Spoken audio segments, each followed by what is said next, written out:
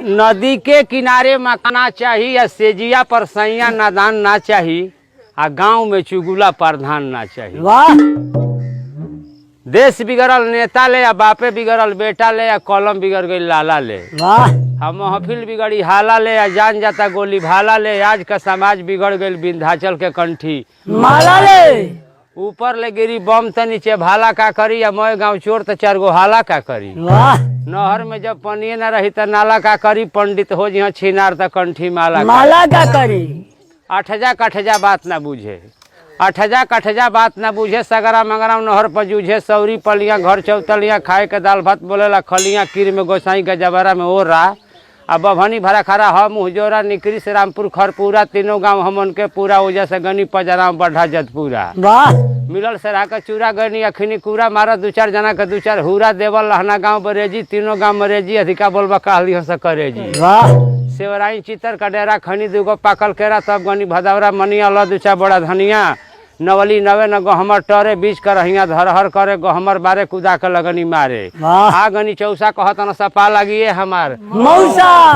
तब गनी बक्सर किला कटलस बनवा पीला। जब ना जाई भोजपुर जिला हमार घर बा कैमूर जिला। ऐनी सरेंजा बढ़ल करेजा राजपुर हेठुआ।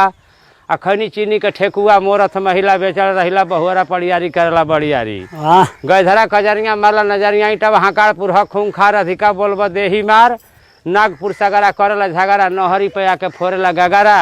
आ मुखराम खीरी खाए के भल फिरी गनी चातारा बन गल जतारा जी परला फतारा। वाह अब गनी गारा गरगराला कुछिला पराला। मोहनपुर धराला जाके बसही माराला। एकौनी के कावे सेलास गोहरावे कोटा सोटा लेके धावे।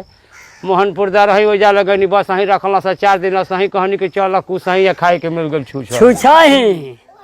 भगतगंज भगीरथा नरवर भेटाइल 3 किलो परवर। सारो सेर कोरगावा नौवा मय गहूँ बौरे टोटल भकाउआ सखुआना तियारा कटलस बेड़ा सियारा। चल गनी लाला चक हरपुरी टाढ़ी।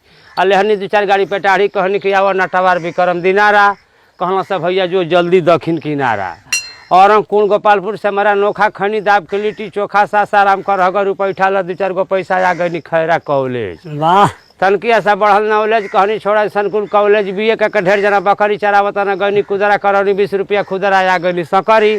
अलेहनी 6 किलो ककरी कहनी के चल भीटी आ खाए के मिल गल सुखले लिट्टी। धैनी जीटी रोडनी पुरानी छतनी लहनी 1-2 गो मंठा महे के मथनी बस पूरा भोखरी लागल प्राइवेट नौकरी। एकरा निक बाकी राखो 9 गो छोकरी ऑर्केस्ट्रे चलाव। वाह सिसावार छतावना सुते के मिलल बड़ा सुघर बिछावना। ससना पचारा दू भाई अपने में कहना